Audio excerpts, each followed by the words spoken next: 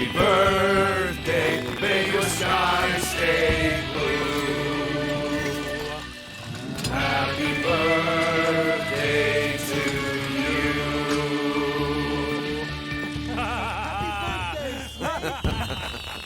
Happy birthday, boss.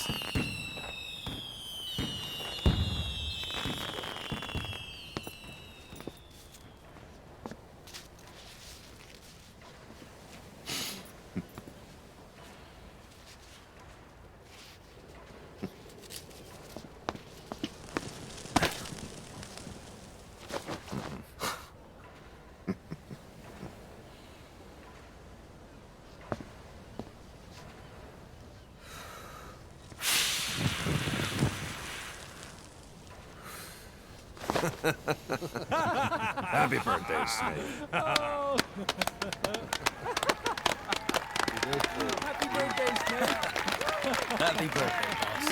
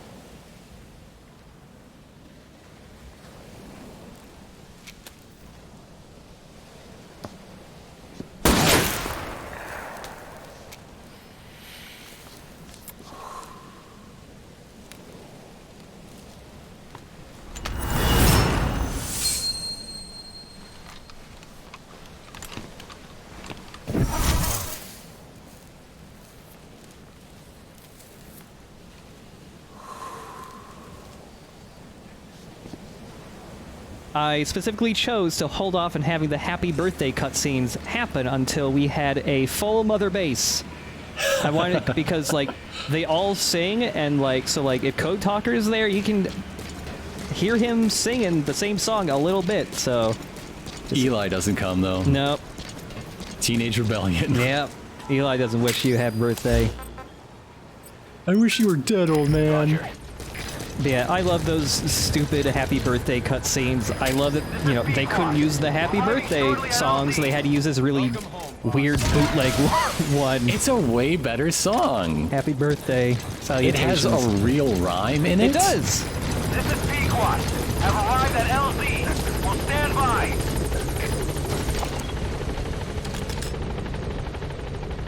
Alright. Before I leave, is anybody slacking on the job?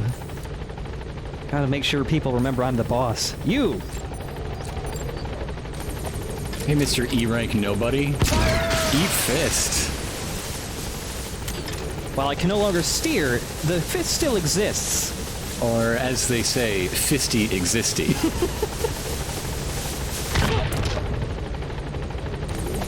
Yeah, it takes a very long time for the fist to, like, actually disappear.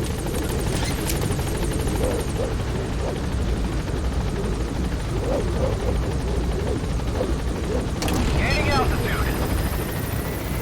Of course, the birthday cutscene activates based on the birth date you put in at the very start of the game when you're in the hospital.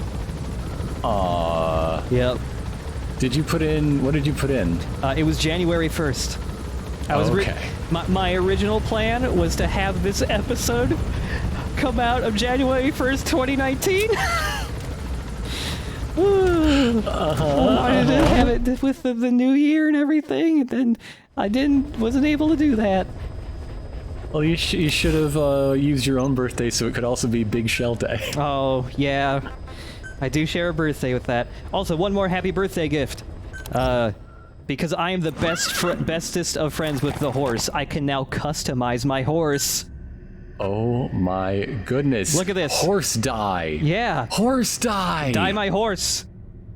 The precursor to the fox dye virus. I also like that this one's just like normal horse, but slightly dirtier, I think. Dirty horse.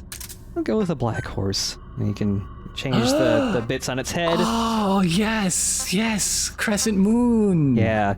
My goth horse beauty. Yeah, I'm definitely going with the crescent moon. Change its legs a little bit. And you can give it socks.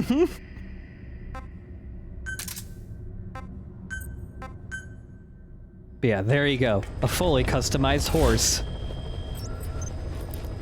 Yeah, is there anything in this game comparing the targeted nature of the vocal cord parasites to the targeted nature of fox dye?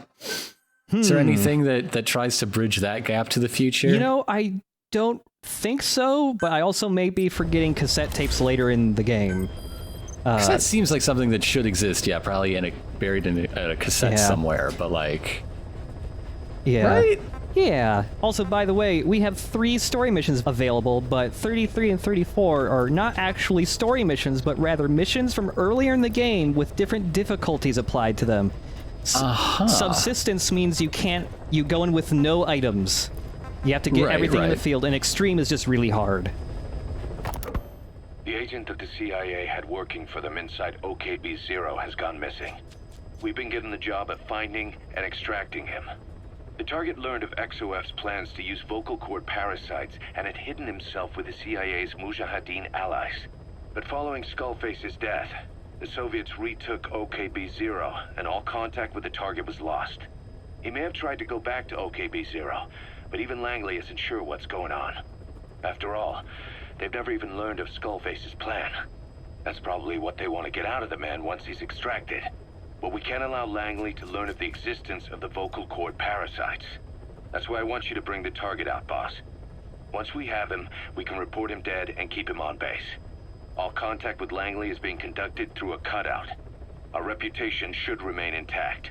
As for the reward, it's already in the hands of the cutout. All you have to do is get the job done. Just like always.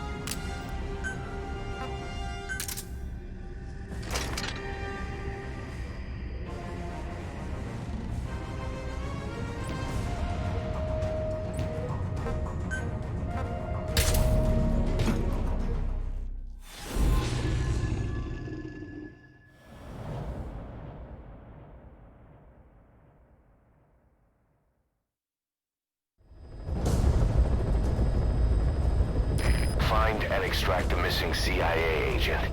The target was laying low with the friendly Mujahideen during the vocal cord parasites incident, but may have headed back to OKB-0 after the Soviets recaptured it. Check the target's VI on your iDroid.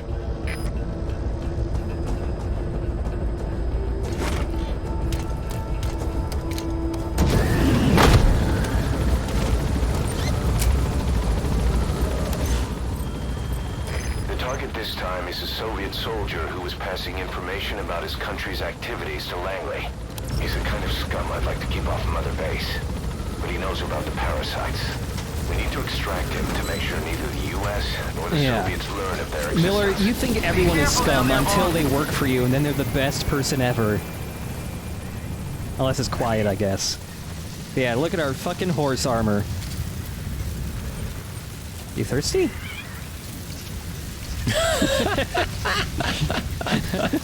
Is horse thirsty? The horse doesn't really react to the water gun. Look, there's a lot of games out there where you wash your horse to make it like you better, and I'm sure this is one of them. Yeah, maybe. Let me get this dust storm out of the way. Horse loves to headbang, that's cool. Oh boy. So, there is a cassette tape that gets unlocked like almost at the very beginning of the game that I just keep forgetting to play. And it's with Ocelot, and it's about how he got the nickname Shalashaska. Oh. So here we go. That is important. In 2? That's when they first start really using it, Yeah, he's not right? getting called Shalashaska in 2. Ocelot, I hear they started calling you Shalashaska in Afghanistan. What's that about? You know the term Sharashka? It's slang for a suspicious, hastily thrown together organization. The word became associated with a type of forced labor facility in the Soviet Gulag system. OKB scientists and engineers who'd been convicted of crimes were sent to a Sharashka for forced R&D. The Sharashkas were supervised by Lavrenti Beria of the NKVD, the secret police, under the official name 4th Special Department. Forced research? That's not very different from what we do here. Diamond Dogs is different. Everyone here believes in you. Regardless of where they came from or why they're here, they revere you. And they're fighting because it was their choice. And if it wasn't, they'd leave? Who knows? That's our reality here, whether it's real or not. If there's another truth, I don't want to know it. All that matters is that's the concept that's taken shape in their heads. The traces of a group ideology, our superstructure, to put it in Marxist terms. All right. Go on. Right. So anyway, at some point the enemy started calling me Sharashka. This was after the war in Afghanistan broke out. While I was keeping an eye on you in that hospital, I was also heading up interrogations here. The men I broke gave up their comrades and families, everything they wanted to protect them most. No real cause for it. I just let myself get caught up in the old Russian pride. And suddenly I received the honor of becoming Special Interrogation Advisor to the forced labor camps.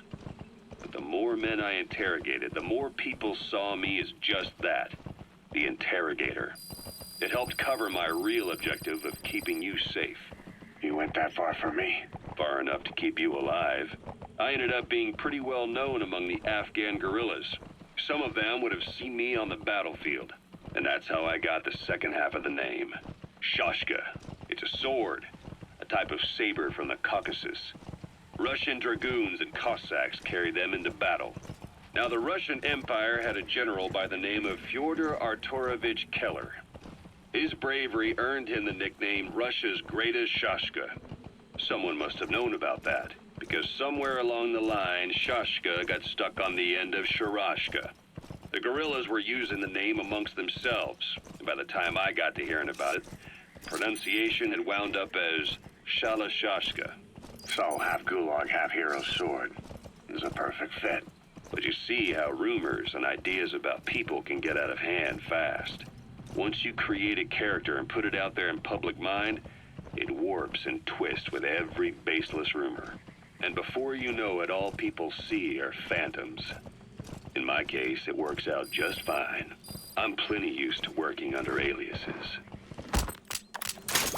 There you Robert go. Pattinson's never going to be my Batman. I'm so excited for Robert Pattinson as Batman. That's probably going to be a lot of fucking fun. It's going to be so good. But yeah, for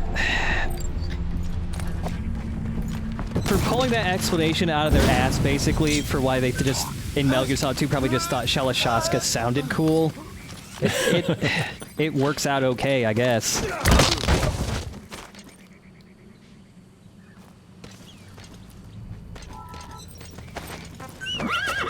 Is there, did I just miss the tape where they explain why the hell he's in Diamond Dogs to begin with, though?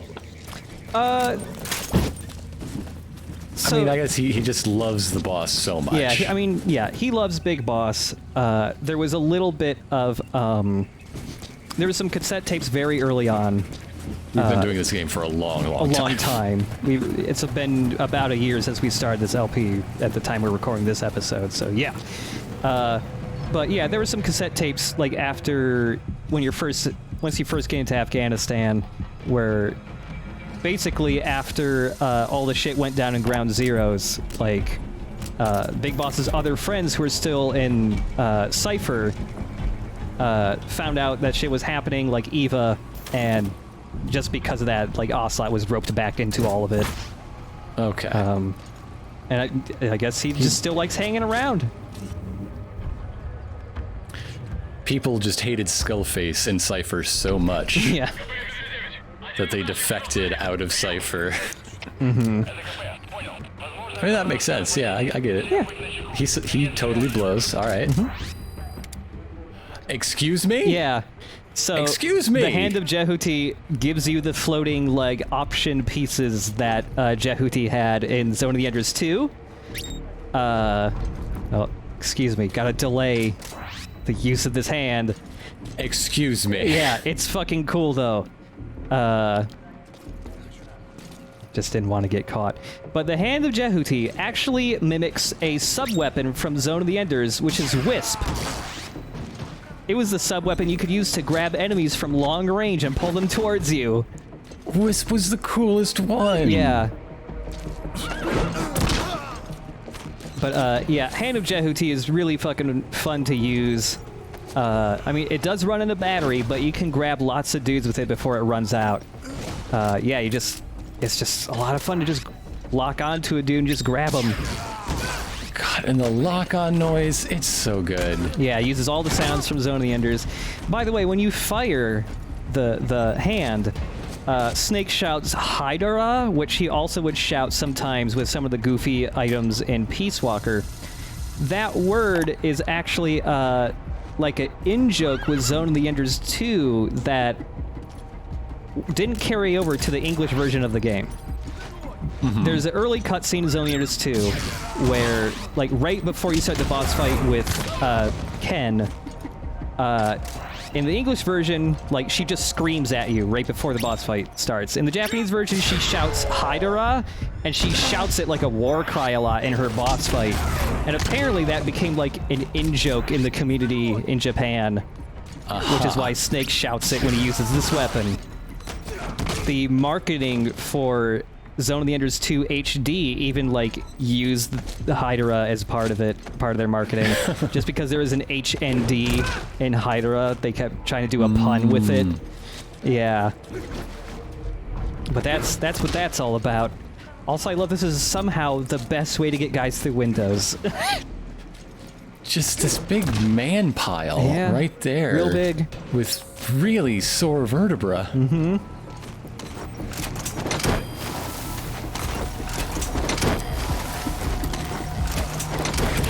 So many new guys.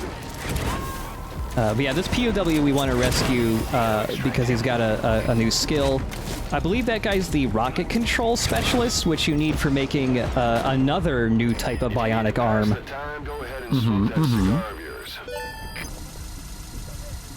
And again, corded into toilet tape. Yeah, I'd scratch my head too, buddy. Yeah. Occupied! Can't you see the little red flag?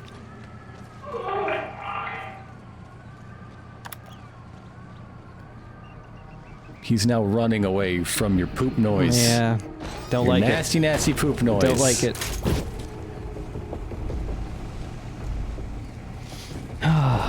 Yeah. Hand of Jehuti is really cool. There's later versions of it that you can make that have a ludicrous range to them.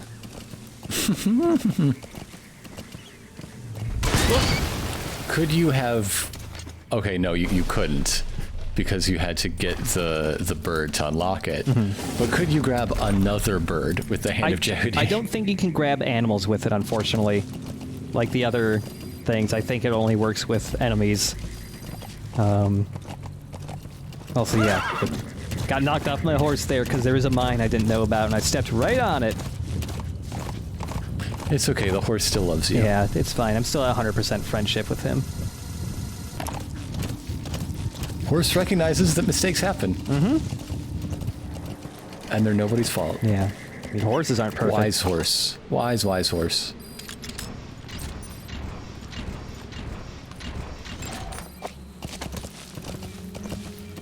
So one of the unfortunate things about the Hand of Jehuti is it feels like an oversight, but it cannot grab dudes off of walker gears.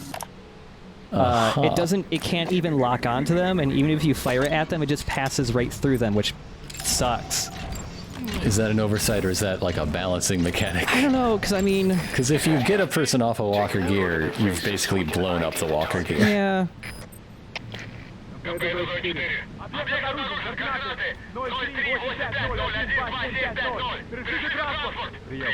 We know where to find the target. Check your iDroid. So yeah, this is one of those types of missions where you can... It's kind of a race to get to a person before other guys get to them. You get them even before they find them. You can find them because you intercept the radio message and stuff. They're already there, and like the stuff Vapor Snake has honestly makes it a little difficult to take out walker gears at the moment, especially when they're all grouped up like that. Yeah. Especially since the Hand of Jehuti doesn't work on them. But instead we'll just, like, they're picking up the guy to move him to somewhere else, so we'll just set up a trap. Vapor Snake likes traps. Yeah.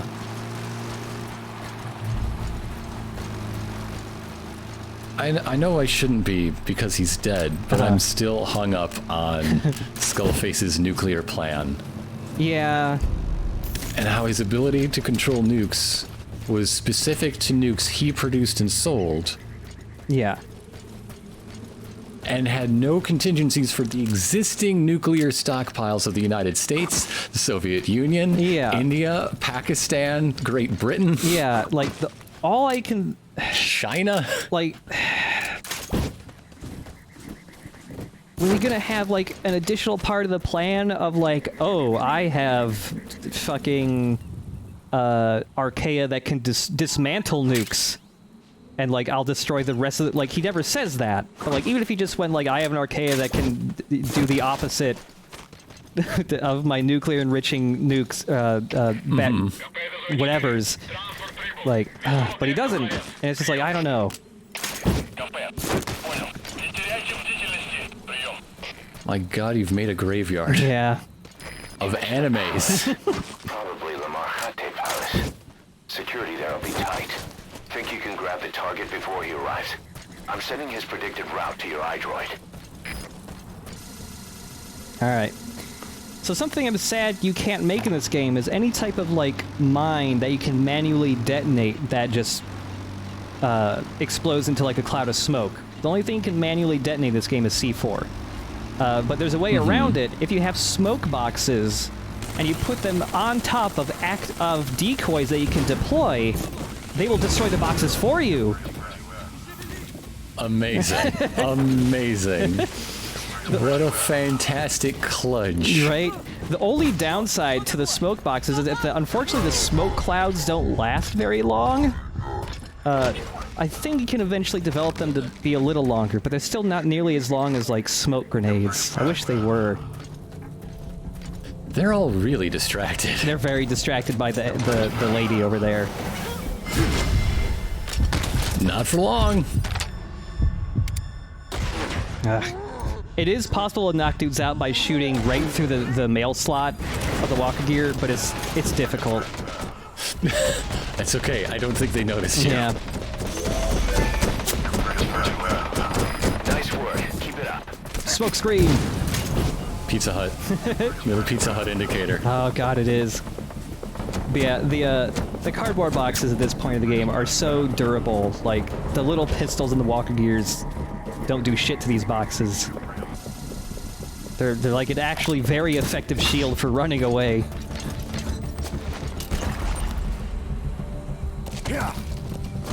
Come here, devil horse. Let us compare our horns in the moonlight. This outfit for the horse is called Western Tack. It says it's like perfect for the Wild West, but it don't look shit like Wild West stuff to me. The original predicted FOM. You'll have to look for him yourself. Try interrogating some of the soldiers. They may know something. But yeah, if the guy gets caught, you got to go get him at the base. There's a little bit of extra stuff that happens at the base too. Ooh. It takes a little bit.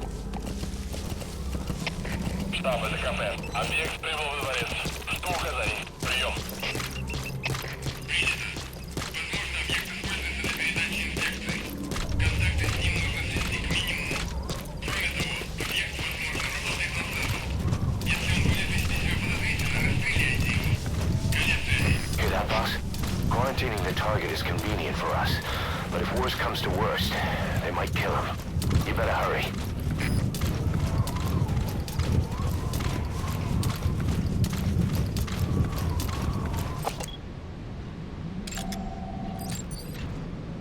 Boss, got an emergency report from the intel team. Someone has taken over the observation post north of Lamar Khatay Palace, and a vehicle has just left the post, headed for the palace. Watch yourself. This could be connected to the target.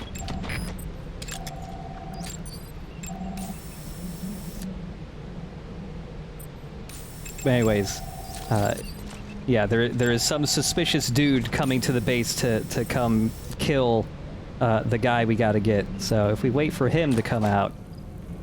Skullface Jr. Oh, boy. And we all thought he was Volcel.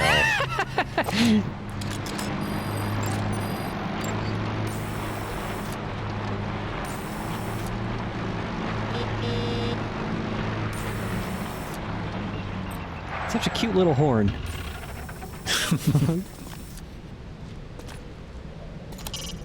If he's with the group that took over the North Observation Post, he can't be a Soviet. The only thing that comes to mind is remnants of XOF. Wait, could they be out to silence the target? Well, if they still need to silence the target, then he doesn't have parasites. That'll do the job for you. Yeah.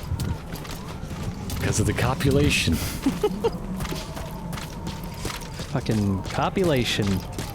I wonder how many times Code Talker says copulation in this game. It's gotta be a lot. Would it be better if he said fornication instead every single time? I don't know, that would be pretty the funny. parasites begin fornication. God.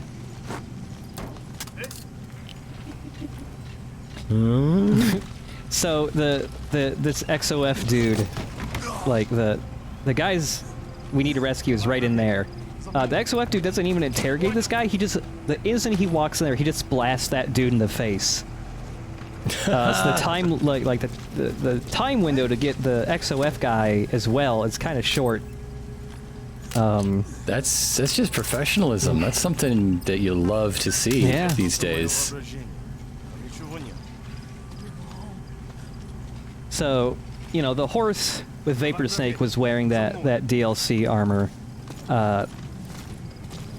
If people have data mined this game looking for cut content and hints of things that could have been, there is some leftover data in this game hinting at some additional DLC outfits that just were never made. I'm guessing there were probably additional DLC plans for this game that just got canceled after they were like, ah, fuck it, we don't like video games anymore. Chico machines. Yeah. But there's... I would love it if it was all tie-ins to other profitable Konami franchises. Yeah, oh man. Specifically, Winning 11. Yeah. I want everyone in mother-based soccer kit. Just gotta shoot this guy in the dick. But there's some like... Where's your dick armor, buddy? Yeah. But there's some text strings left over from outfits that didn't make it in, and two of them were going to be outfits for D-Dog that dressed him up either as Ocelot or Miller. Yeah. Yes! Little shotgun shell bandolier on my doggy. Yeah. Sunglasses? Sunglasses? Yeah. Sunglass doggles? Yeah. I'm really bummed those didn't get made, because, like, that would have been great. I think the text description that's, like, in the game said something like, you wanted to take Ocelot into battle, well, this is the next best thing, or something like that. It also... You wanted to take Ocelot, and Miller said we needed parody. Yeah. Yeah. It's only fair, I guess. Yeah.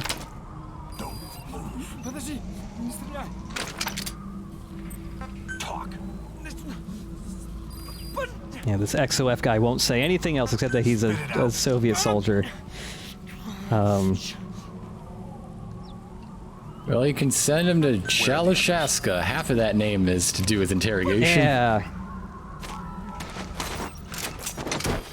I have to imagine the, like, recruitment process for these guys is significantly different from Peace Walker because Ocelot is here. Like, in Peace Walker, it honestly just feels like there are tons of dudes just going like, come on. Come on! And now it's just like, you know, torture time with Ocelot nonstop.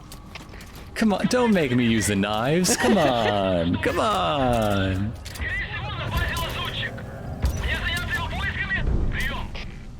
Some other DLC did come out for this game later, but it was only in the form of multiplayer DLC. I think there was some like extra outfits for that, and there was like one major update that added like Quiet as a playable character, as well as some other maps or something. Unfortunately, I just won't be showing Metal Gear Online for this LP like I have with Metal Gear Solid 4, because nobody is playing Metal Gear Online. And also, unfortunately, it just wasn't nearly as fun as MGS4's was. It was weird. Or even Peace Walkers? Peace Walkers I never played much of, but Peace Walkers was okay. There's just something about Metal Gear Solid 3 and 4's online that was really fucking fun, even though it was like really like clunky to play. Yeah, the multiplayer was developed by Kojima Productions LA. You know, we saw the logo for them in that bonus mission in Ground Zeroes and stuff. They don't exist anymore. But yeah, they were entirely in charge of the multiplayer. I don't know how big that studio was. I was under the impression it was a decent amount of people, though.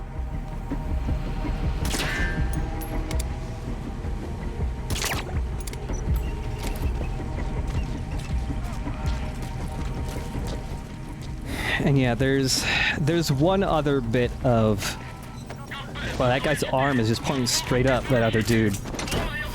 He wants to go on that helicopter. He's calling for it.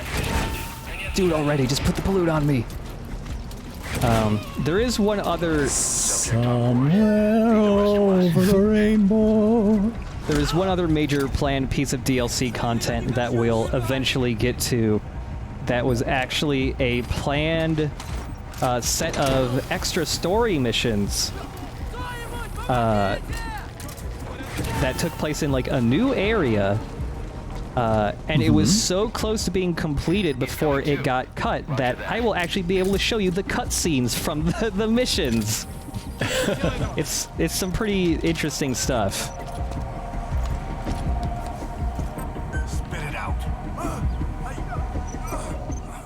Yeah, there's one more prisoner. He also has some extra skills that we need. I forget what it is at the moment, but we just need it.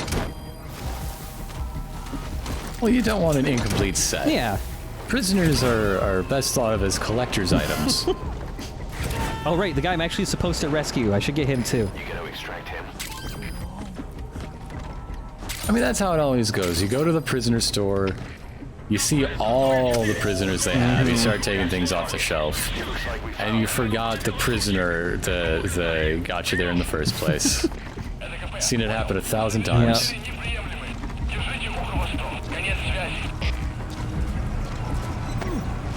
Nice raincoat, idiot. Get on my helicopter.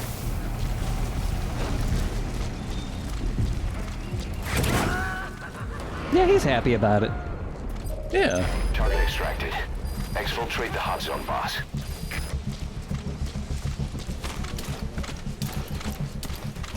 But yeah, the stuff we're doing right now, well, we've called it the post game, but I would hazard to say it's not. Because like, unlike Peace Walker, like, yeah, Peace Walker had a little bit more story in it and a secret boss fight with a secret ending. Meanwhile, like, a large portion of all the cutscene stuff in the game are in this part of the game. I mean, we still have Sahelanthropus's, like, Chekhov self-destruct. Oh, yeah. To deal with. Yeah. We still got all these kids. We got Liquid, we got Quiet, we got Huey. They're all doing shit. Or not doing shit and going like, when are you gonna do shit? Quiet. Why are you here? Why are you here? Subject on board. Leave the rest to us.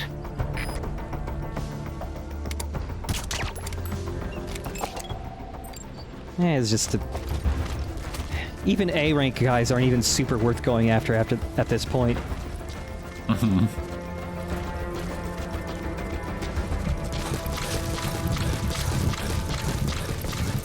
I'm still trying to imagine what it would be like if Code Talker had all of the Cobra powers.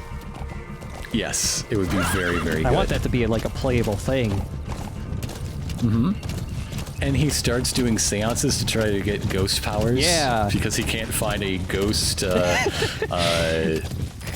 Yeah, parasite. there's no ghost parasite. No sign of the enemy. Mission complete, boss. And by the That's the reason he took out all of his organs, just to be like the boss. oh right, yeah, He didn't have a uterus to lose, but he tried. yeah. Oh, and by the way, Mission complete. capturing Great the work. XOF guy in this mission actually adds some extra dialogue to the end mission cutscene. Boss, the target filled us in on what's been going on. He betrayed the Soviets, passing information to Langley, but got scared after learning XOF used the vocal cord parasites. Then came feelings of guilt that his leak sent comrades to their deaths, and fear that America might deploy such a weapon itself. But in reality, XOF and Langley don't have a collaborative relationship, and Skullface was not working for America. Still, I can't blame the man for being afraid. After laying low with the Mujahideen, he tried to cut his ties with the US and return to the Soviet military. But along the way, someone came after him, and he was forced back into hiding. Could have been remnants of XOF looking to silence him. And you know the rest. He doesn't seem to know much about the parasites, but nevertheless, it'd be too dangerous to hand him over to Langley or the Soviets. We'll keep him here as originally planned. Those men hunting for the target were Soviet troops who were colluding with the XOF. After securing the North Observation Post and learning the target's location, XOF sent assassins to eliminate him. Skullface had turned XOF into his personal army, but the organization continues to exist even after his death. According to the man you extracted, their orders came through the same channel as always. But is Zero really able to give orders in his current state? Or is somebody else calling the shots for XOF? For Cypher? What the hell?